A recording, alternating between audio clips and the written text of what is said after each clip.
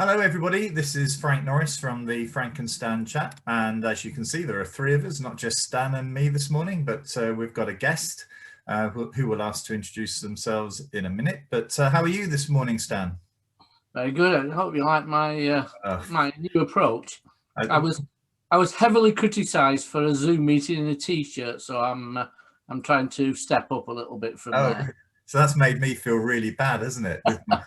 Anyway, I think there was a decent reason for the tie this morning, wasn't there? Yeah, I was having a photograph taken as a governor. Right. Which one was that? Which school's that? St Andrews. Oh, right. Well, I'd like to introduce our guest, Ian Coulson, the head teacher of Lower Park Primary School, a school I know in Poynton, a school I know very well. So thank you for joining us, Ian. Do you want to just say who you are and what you've been doing and how long you've been there and what have you? Okay, fine. Well, it's nice to be here on the Frankenstein. Frankenstein. Yeah. It's been worse, Ian. It was Frank and Satan at one typo. I love it. Keep the sense of humour going. That's what we need at the moment. Yeah, Ian Coulson, I'm head teacher at Lower Park now. I took up the post on January the 1st, 2002. So I've been here 18 years-ish. And I think I followed quite an eminent head teacher. His name's Frank Norris, I think it was, who was the head teacher before me. So I had a little bit of an act to follow, and that's been interesting. I probably talk a little bit about that. So yeah, been a head here for 18 years. And it's been the best 18 years I think I've had as a head teacher, without a doubt. And I think what we want to know, Ian, is did you find stuff that we can use against Frank to have his MBE withdrawn? I think my deep respect for Ian is based on the fact that he's kept it all to himself for so many years. I have. I remember sitting in that chair over there. And Frank was sitting in this one. By the way, Frank, this is the original chair. I haven't changed it in 18 years. It's still fine. It's still going well.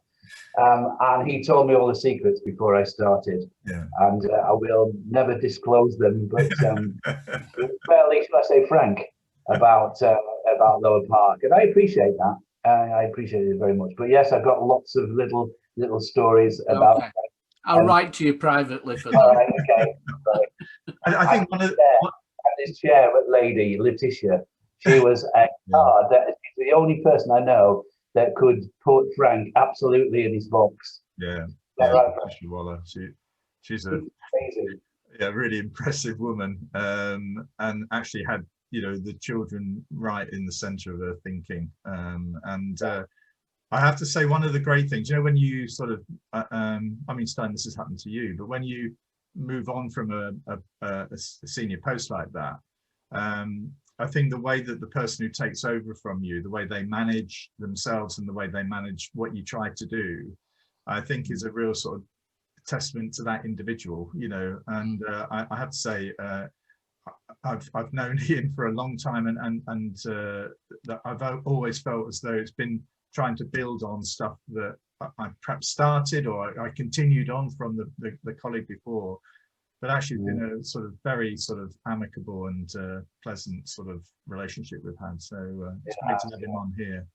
Well, I remember, not because the head who took over exactly straight after me, who I knew very well, was ill, and she became very ill and had to leave really before she could make an impact on the school. But the next appointed head invited me. I didn't know her very well. I knew of her. Invited me in really to lay the ghost, to say, is what I'm doing, does it fit with your philosophy of where you were going and everything? And it was. She just said, I want to just sort of put a line under your rule here, and I want to make this my own, but I want to do it in a way that has your approval, so I can sort of get on with the job. If I can just say how I picked up from Frank. He won't remember this, but the first time I saw Frank was a Friday lunchtime, around about 1 o'clock, and he was taking the year 6, I think it was, swimming. As I get out my car down the road, he's getting into the bus, and he is dressed in a light blue jacket, really dapper, getting onto this bus. Do you remember that light blue jacket? I do. And I thought, oh my goodness, what have I got to follow? And then the day I start, the first day, I go in and eat with the children, you know. I sat down on this, Frank doesn't know this, sat down on the table and with the children. And I talked to 2 year 6 children, and I said, oh, you know, how are you? You know, I said, it's great to be here. And how are you doing today? And the first word out of the child's mouth was, we want Mr. Norris back. Absolutely, I do tell that. Was that not followed with he owes us money? Probably, yes.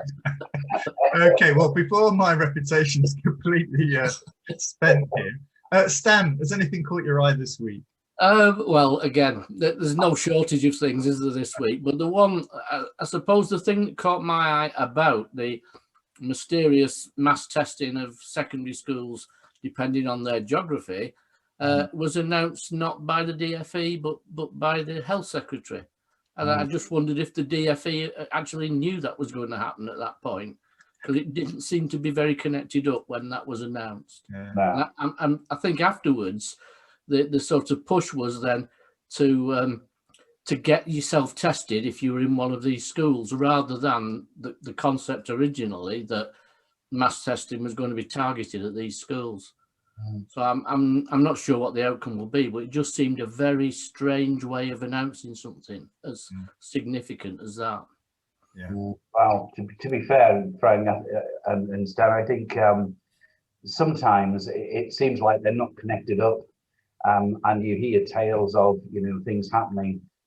Oh, we didn't know that was going to be announced before it was announced, type of thing, and that's, you know, one to another. How accurate that is, of course, we don't know. It's rumor, speculation. But it joins up things that would be a distinct advantage, I think. I think it's probably the sign. I think we can probably look into the faces of 1 or 2 of our deputies who, when we announce something before to the staff, and they know nothing at all about it, you know. But anyway, I having been down that road before, I think, I mean, it is, I'm not trying to offer sympathy to the government at the moment, because as Stan and I have said, there's been a lot that's gone really badly wrong here. And but actually, I think we've probably all faced, you know, problems like this in terms of releasing news when people don't really know. I mean, Ian, what's caught your eye this week? I think what caught my eye was the 18th of December. You can close if you want to. With I think it was 8 days notice to do this. And I just feel like, again, it's just going back to what you're saying, Stan, about, you know, is one person talking to the other here, because it was Nick Gibb who announced it, I think. And he said that you can bring forward an inset day for the 18th and close. So we've got 8 days, and it's kind of, I just wish they said, let's close all schools, because the book passing now is back onto head teachers. So we have to make that decision. So fortunately, as Frank will remember, there's a close-knit community in Neston of heads, that is. And we got together and said, look, for our parents' sake, we can't have one school doing it, one school not. Let's have a little, how does everybody feel? Fortunately, everybody said this is not good for parents with 8 days notice to arrange that childcare. You know, and in that last week, we've got our usual Christmas activities going on, the talent show, as you remember it probably, Frank, and different things like that going on, and that is thrown into chaos as well. And then you weigh that against the balance of how is that going to benefit? Well, it's to do with not having to, the 6 days grace before you have to notify parents to start isolating. So that could happen right up until the 24th of December. Yeah. If you close on the 18th, but on the 23rd of December, if you close the day before. So the actual difference is not huge. So on the balance of everything, we thought we'll stay open, and every head in our cluster decided that, including the high school, and that was a tough decision for them because their numbers are so huge. We decided that we would stay open and not close on that day. And I think also the children have been off such a lot anyway. To do that again, you know, I've got a class isolating at the moment, and you know, they are due back on the day that the 18th for the last day, for the last chance. So the thought of that, I almost felt like my uncle did when he was crying the other day. I felt like crying myself. I thought, oh, we want to do that. But you know, that's what's caught my eye. But the decision's made. And but if you think about how that decision was made, and when it can't have been made many more days before Nick Gibb actually said it was to a committee. I actually watched it. It was. It was to a committee. The Education Select Committee, wasn't it? Yeah. And so that decision was probably only made the day before, when anybody with any oversight of education could have said, why don't we add 2 additional days to the school year? This could have been done in October, and we'll aim to finish schools 2 days early to give them enough time to get. It's not rocket science. It's not anything that requires much thought. Any head teacher could have said, why don't we do that? Or why don't we put 2 inset days in? Or why don't we, you know, just accept that we might have to put 2 days in? And the argument, I fully take on board your Christmas activities and everything, but the argument that these are key educational days, I think, for anybody who's worked in a school in the last week of Christmas, that doesn't really hold much water. No. But you know, Stan, what is annoying is that the unions, the NHT, for example, for the last month have been talking about this, and this decision could have been made much sooner, so that plans could have been put in place. It's a little bit annoying. And then I think about what's happened now in schools in Wales, where they're closing. Well, they're not closing. They're doing the remote learning from Monday, and I think, well, you know, it seems sometimes that we're lagging behind. Sometimes. I don't know if that's. Well, I think the issue here is that the government, the department, spend a lot of money on advisors who are meant to advise, who are meant to have the sort of level of understanding that you have, Ian, and actually use that to assist in making the right decisions. I think that this group has failed. You know, I think this group have proved since March that they're not really in tune with how, you know, schools are run and the challenges that senior leaders have.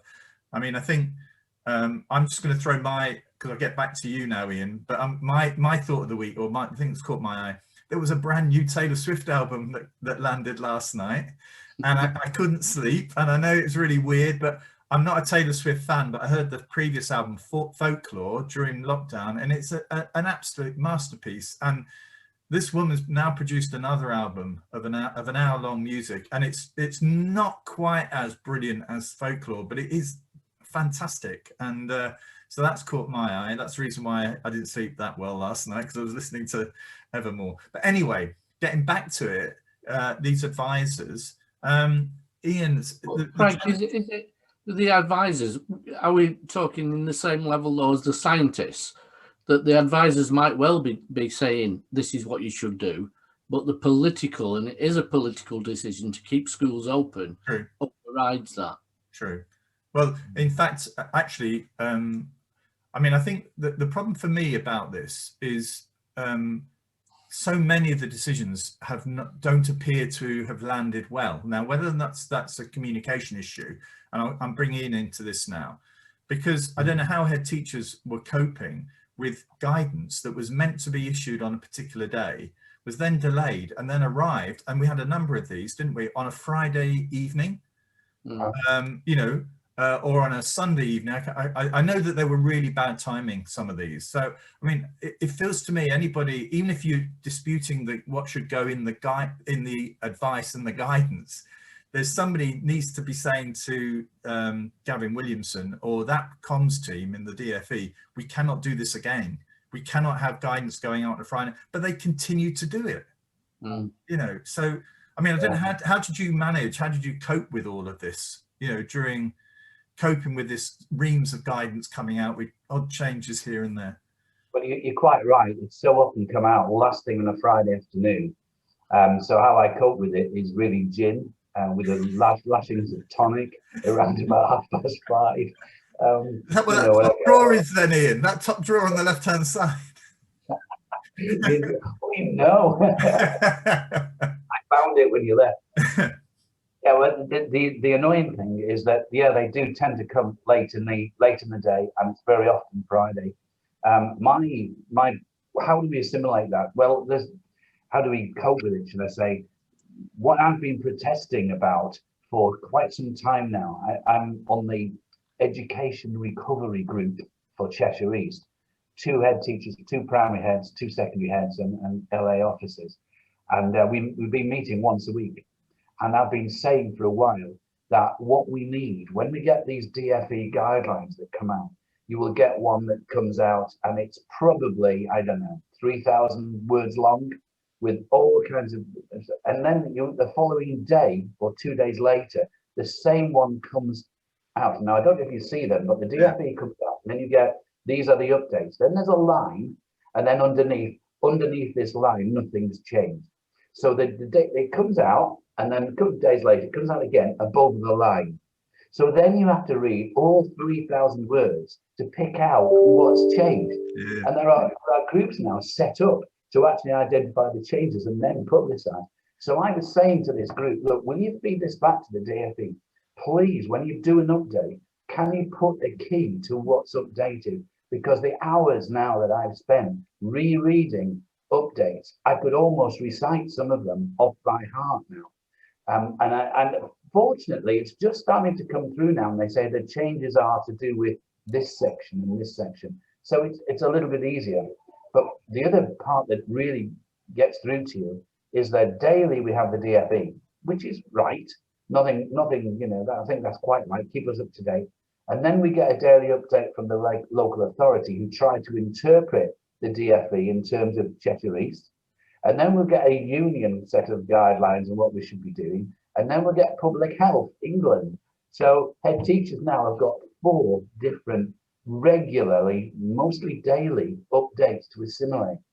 And when they come out at the end of the day, which they very often do, that's what you're doing in the evening. Right. Right. To get that together. So it's difficult. I mean, personally, how do you cope with it, Ian? You know, not apart from all the other stuff, you know, it's just, how have you managed to keep the thing moving? You just have to, Frank. It's the hours that you put in now, not just during the day, but every evening. And, you know, I would say, if I'm not getting too my personal situation, now you've asked, you know, I go home, and I usually go home at 6.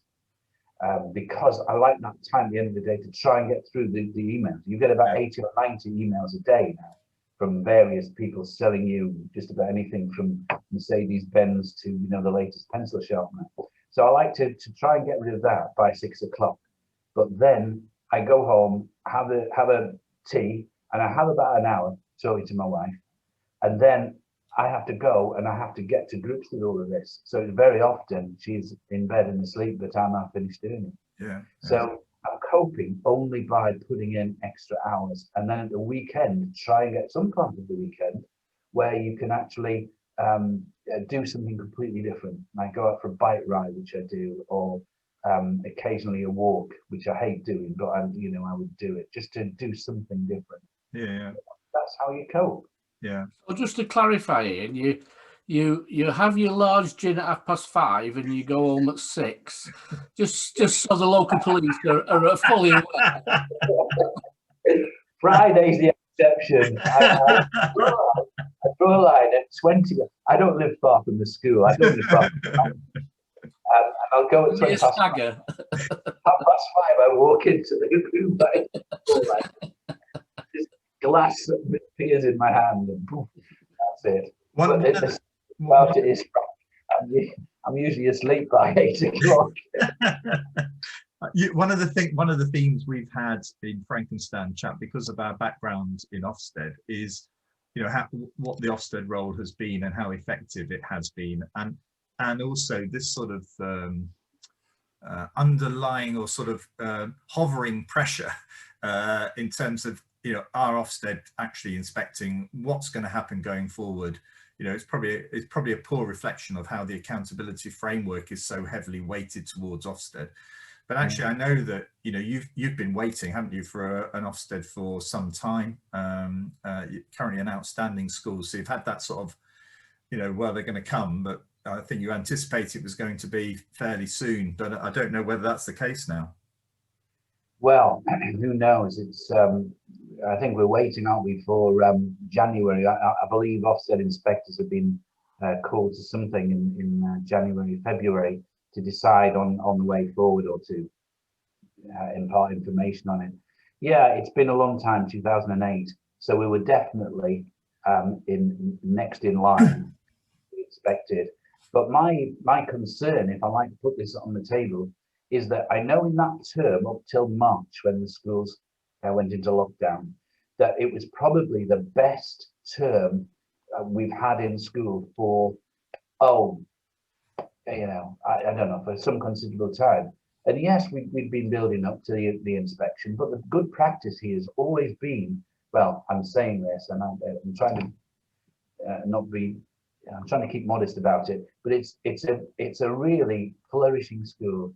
We have something here that I think when I came, one of the teachers said, I interviewed the teacher, said, what is it about Lower Park? She said, it's called the Lower Park Buzz. And that's what you get when you walk in the school. There's always things going on. It's generated by the staff who've really made the children feel happy, secure, and want to be in school and enjoy things. And in that term, just before lockdown, we had a life-size dinosaur walking around the hall with the children. We had chicks hatching from eggs outside my door here.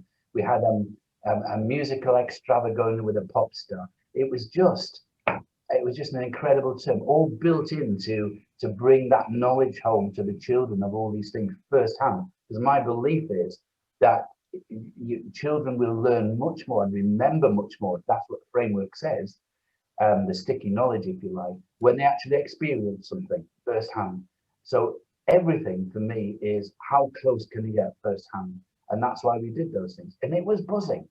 But suddenly I feel now the heart has been almost ripped out of the school since we've come back, because we can't have the choir singing in the hall. And there's an after school club every morning at night for all the children. That can't take place. The sport in the school is massive. That can't take place. And the drama and the drama can take place to be fair. But it feels like that extra life just is so, it's shackled at the moment. So it's going from that kind that I described before March to Offstead are due in, well, we're due, they're now going to be, is it April, I think, might be the earliest time. But we're going to go from that kind of school feel that I'm happy, because the first Offstead inspector came in, and on his way out, we were, in 2005, I think it was, we were a particularly successful school, so it's the forerunner to outstanding. And on his way out, he said to me, do you know, Ian, he said, I could have told you that 2 minutes in walking the door that this was going to be a particularly successful school. So I looked at him and I said, well, why did you put us through all this for the last 4 days then? You needn't have bothered, you know. And he laughed and so on. But now what worries me is they're coming into this more, you know, children in rows in years 2, 3, 4, 5, and 6. That's not how children learn best. So they're not going to see how my school teaches and the learning is at its best. So that worries me. And what also worries me is the framework that was used before March is not yet altered to post-COVID.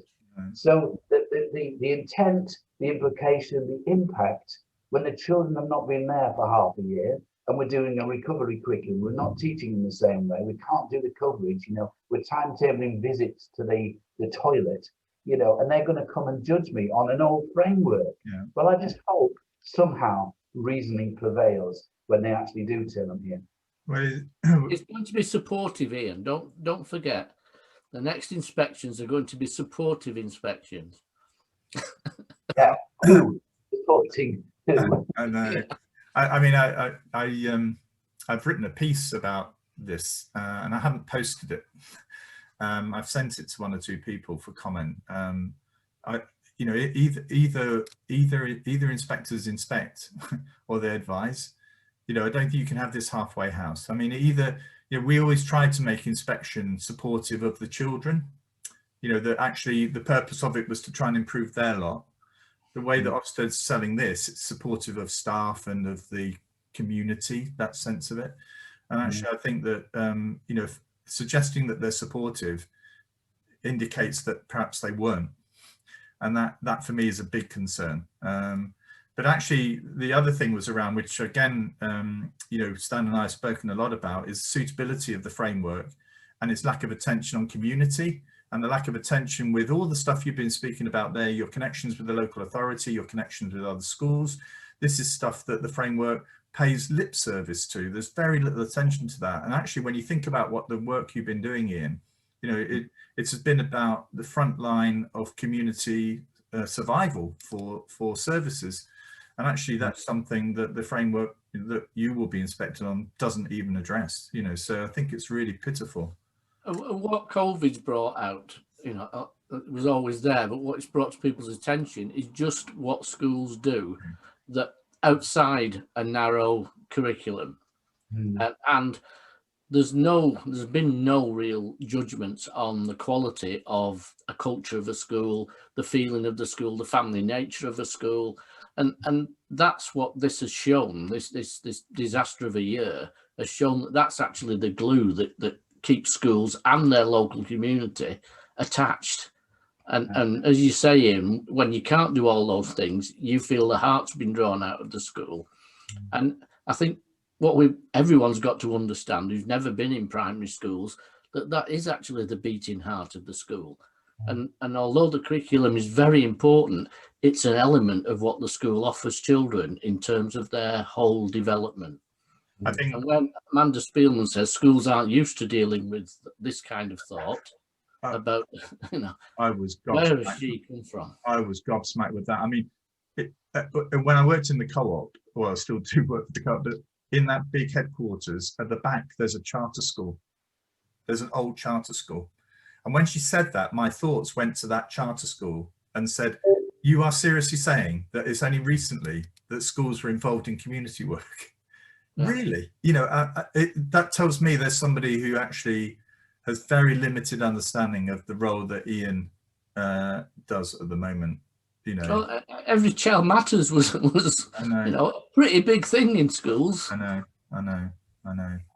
Yeah. Do you know what, gents? We've done nearly 30 minutes. Wow. So I think it's been what I love about all of this is that it does allow us to hear from the front line in a way. And I don't really like that term because it makes it like a war, and it's not really. But you know what I mean? Somebody who's dealing with these issues on a day-to-day basis. Yeah. That used to be. But anyway, Ian, thank you so much for joining us this morning. And you will be getting an invite, actually, because you may, if you wish to, join. We're going to send an invite out to all of the guests that we've had since March to see if they want to join us next Friday at 9:30. And we'll sort of have, I don't know, maybe 20 people on the screen. And we'll just sort of try and tease out what some of those themes have been. And I have to say, we've had some fantastic guests, and you've been one of the best guests we've had. So thank you so much for joining us. And look forward to seeing everybody. So thank you very much for joining us, and have a good week, everybody.